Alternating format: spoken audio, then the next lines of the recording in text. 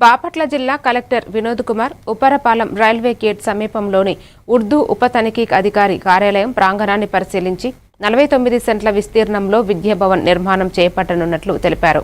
విద్యాశాఖకు సంబంధించిన అన్ని కార్యాలయ భవనాలను ఒకే స్థలంలో నిర్మించే విధంగా ప్రణాళిక సిద్ధం చేశామని అధికారులను ఆదేశించారు.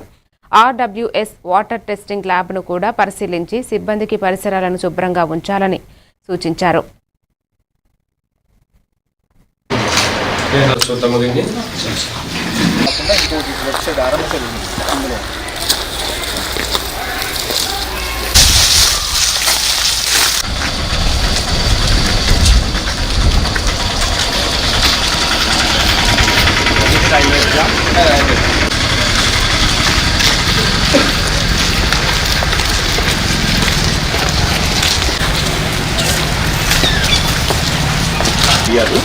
ఈ ఆఫీస్ వచ్చి అక్కడ ఎంతమంది ఉంటారు వాళ్ళు?